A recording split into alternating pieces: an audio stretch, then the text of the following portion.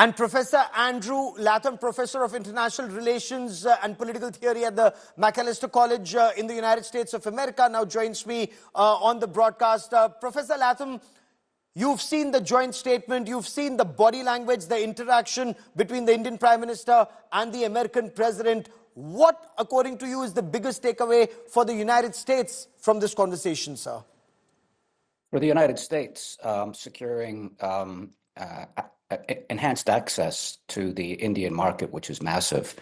The tariff barriers are not actually that important. They're not that severe. There are some non-tariff barriers, but both the Prime Minister and the President have committed to working out a mutually beneficial trade agreement. So on the one hand, there's some economic benefits. On the other hand, there's some geopolitical benefits as well. Securing not an alliance, but an enhanced partnership, which involves not just things like the Quad, but sharing defense technologies and weapon systems and things like that, and just being on the same page in the Indo-Pacific, recognizing that there will be frictions. They're not always going to agree. These two great powers are not always going to agree.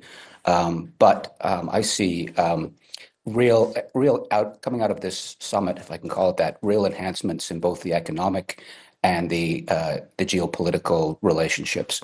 There's a third dimension which I think needs to be foregrounded here, which is that the Indian diaspora in the United States is the most, it's the wealthiest demographic in the entire country, wealthier even than the descendants of the Mayflower people.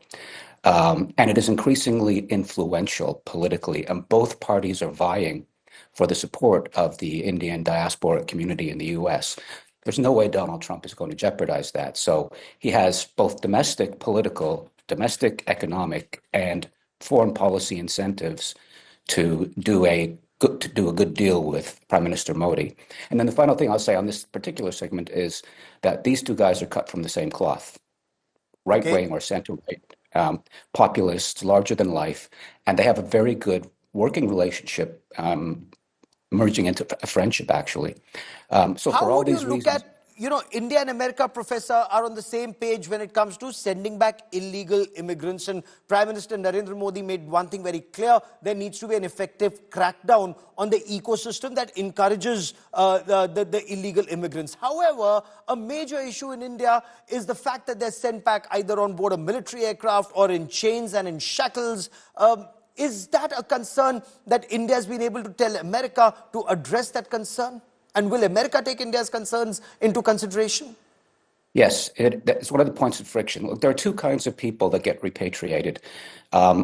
People who are not violent criminals get sent back on civilian aircraft, which is cost effective. It's very cheap. But there have been some incidents where violent criminals have attacked air crews. So if it's a violent criminal that's being repatriated, yes, they are shackled and handcuffed and all the rest of it for the security of the other passengers, but also for the air crew.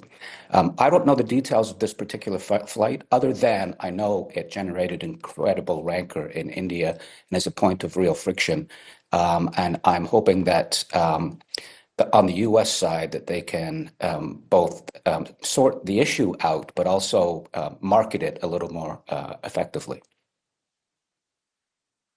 There was an issue because something that India has been discussing very extensively within the delay in supply of GE 404 engines for India's light combat aircraft. So while the US president talks about eventually, talking about potential sales of F-35 stealth fighters to India, currently, India's requirements are GE 404 engines. There were some commentators who were apprehensive that America was using those engines as a leverage. Would you buy that, the delay in supplies, or is it due to supply chain issues? Would that be expedited, that India requires perhaps as on yesterday? Yeah, I think it's supply chain issues. I think it's an issue between GE and Hindustan Aeronautics, and they just haven't been able to sort that out. Look, don't get me wrong. President Trump, like Prime Minister Modi, they're more than happy to use whatever political leverage they have to get what they want out of other countries. There's no denying that. But what I'm suggesting here is that that these two countries, all the stars are aligning just right, geopolitical, economic, domestic politics in the US.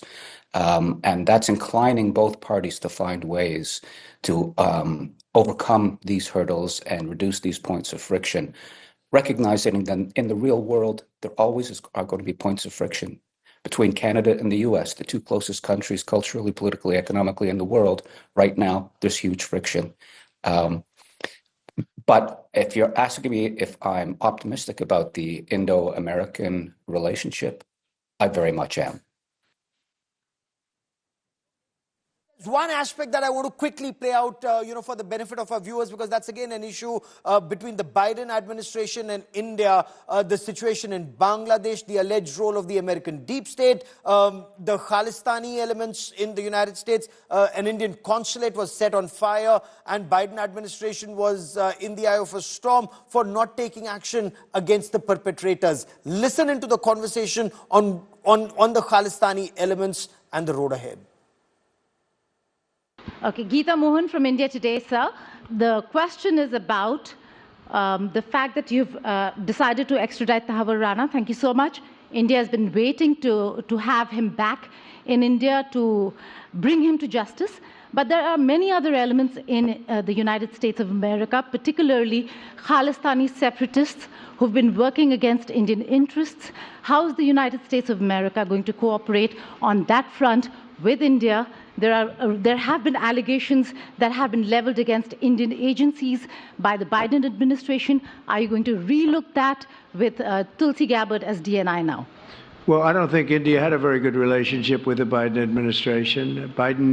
They wouldn't sell them oil and gas, which is rather hard to believe because, it's a good thing to do.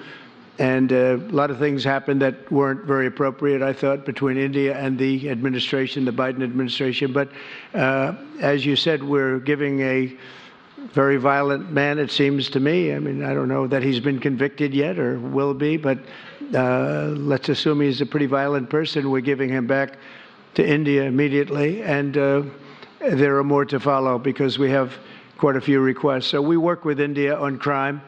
And we want to make it good for India, and it's very important. So that kind of a relationship is very important to us.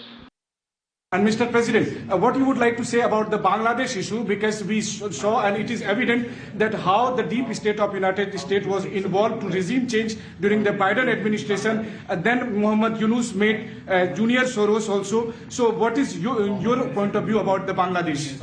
And what is the role that the deep state played in the situation in Bangladesh? Well, there was no role for our deep state. It was. This is something that the Prime Minister has been working on for a long time and has been worked on for hundreds of years, frankly. I've been reading about it. But I will leave Bangladesh to the Prime Minister. Professor Latham, help us decode what President Trump meant, on action against Khalistanis, and when he said, the Modi government didn't have a very good equation with the Biden administration. The Prime Minister was completely quiet on it and on Bangladesh. I think in both cases, it was trying to signal a reset and trying to privilege the relationship with the government of India over, when I talked about the Indian diaspora, of course, it involves Khalistanis and separatists, as it does in Canada as well. But privileging the official economic, political relationship between Washington and Delhi. That's the signal that I got loud and clear.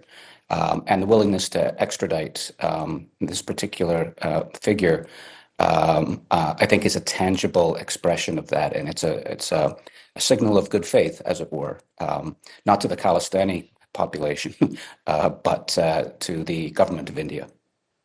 Okay, we'll track that story very closely. Professor Latham, for joining me here on India Today. As always, many thanks.